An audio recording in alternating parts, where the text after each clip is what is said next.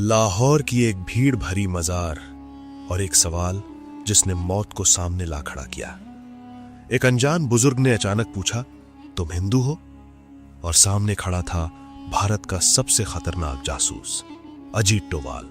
न भागने का रास्ता, न बचने की गुंजाइश, बस एक गलती और सब खत्म। लेकिन उस बंद कमरे में जो सच सामने आया वो किसी मिशन से बड़ा था, एक ऐसा राज जो सरहदों से भी गहरा था और शायद इंसानियत की सबसे खामोश कहानी भी। लाहौर की वो सर्द शाम, गलियों में तैरती इत्र की महक, और उन गलियों के बीच चल रहा था एक ऐसा साया जिसे पकड़ने के लिए पूरी पाकिस्तानी हुकूमत अपनी जान लगा देती।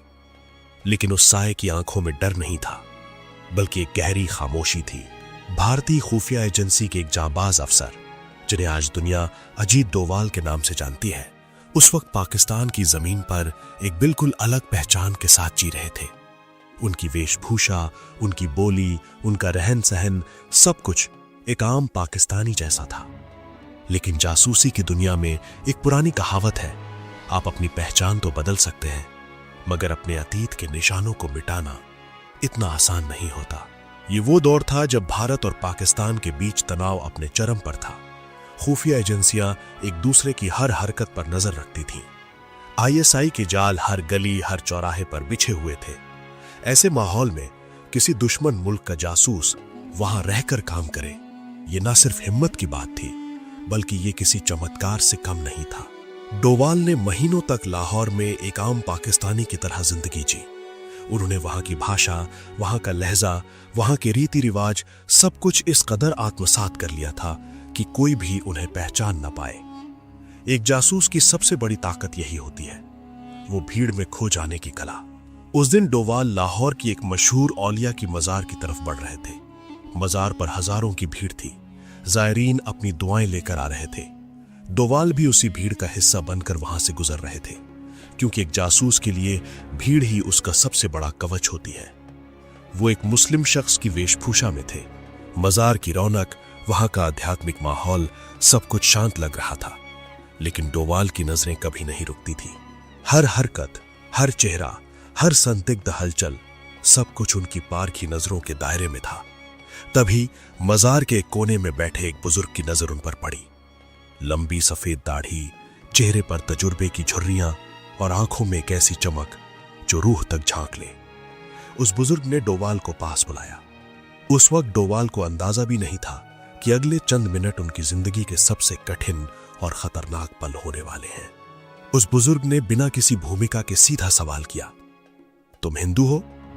यह सवाल किसी धमाके से कम नहीं था। पाकिस्तान की सरजमीन पर एक खुफिया मिशन के दौरान एक अनजान शख्स का आपसे आपकी असली पहचान पूछ लेना, यह मौत को सामने देखने जैसा था। डोभाल ने तुरंत अपने चेहरे के भावों को काबू में किया। एक पल की भी झिझक उनकी जान ले सकती थी। उन्होंने पूरी मजबूती और आत्मविश्वास के साथ जवाब दिया, नहीं, मैं हिंदू नहीं हूं। लेकिन वो बुजुर्ग हार मानने वालों में नहीं थे। उन्होंने डोभाल को अपने साथ चलने का इशारा किया। संदेह और अनिश्चितता के उस माहौल में डोभाल उनके पीछे चल पड़े।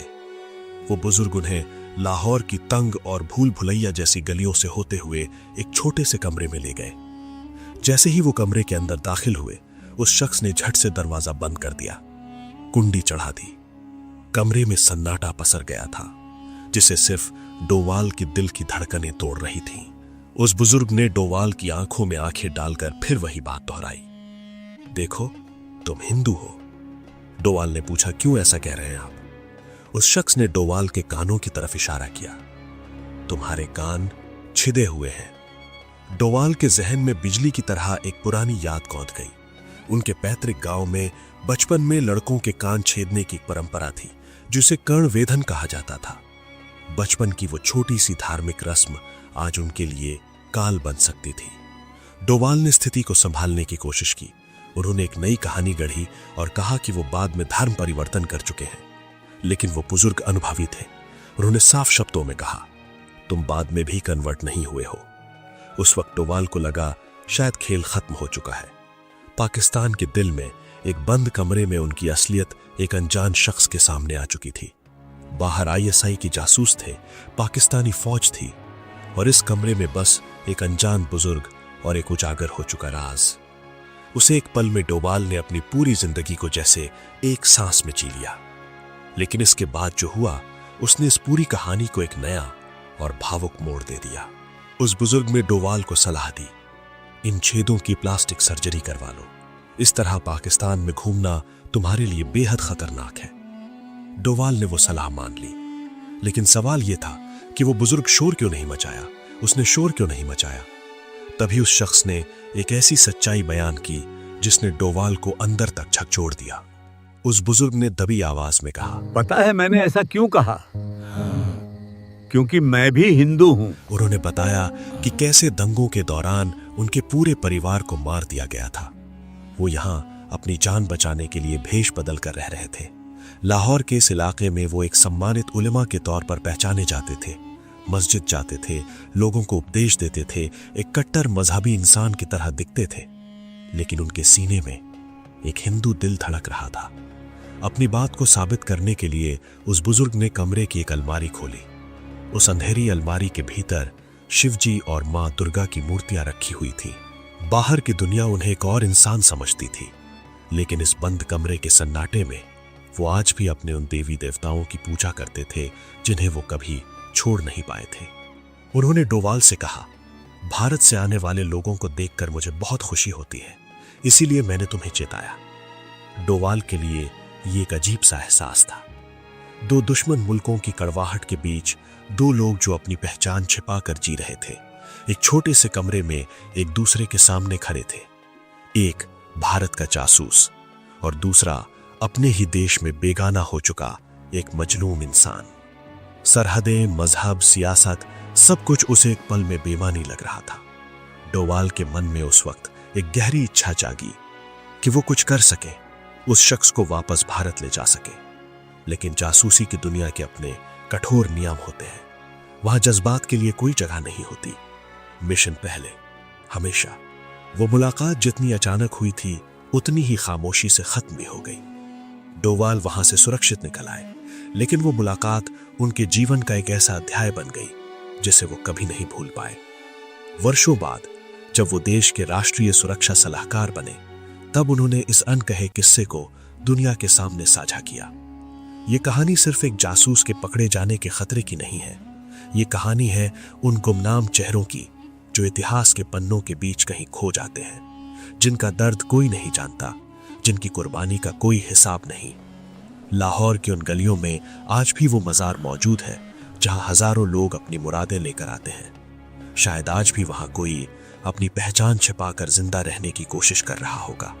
अजीत डोभाल की वो खामोश बहादुरी और उस गुमनाम बुजुर्ग का वो छोटा सा इशारा हमें याद दिलाता है कि कभी कभी जान बचाने के लिए हथियारों की नहीं, बल्कि अपनों की पहचान करने वाली एक पारखी नजर की जरूरत होती है। एक जासूस की जिंदगी में हर मोड़ पर मौत खड़ी होती है, लेकिन कभी कभी वही मौत जिंदगी का सबसे बड़ा सबक देकर चली जाती है। अजीत डोभाल पाकिस्तान की उन गलियों से बाहर निकल आए, लेकिन वो टीस आज भी कहीं ना कहीं उनके दिल में है कि वो उस शख्स के लिए कुछ कर नहीं पाए। जासूसी और वतन के लिए दी गई कुर्बानियों के बीच कुछ कहानियां ऐसी भी होती हैं जो मुकम्मल नहीं होती, बस यादों के झरोखों में एक अधूरे सच की तरह जिंदा रहती हैं। और यही वो कड़वा सच है जो एक जासूस को भीड़ में रहकर भी सबसे अलग और सबसे अकेला बढ़ा देता है। अगर ये कहानी आपके दिल को छू गई हो तो एक बार जरूर सोचिए, कितने ऐसे गुमनाम लोग होंगे जिनकी कहानी कोई नहीं जानता।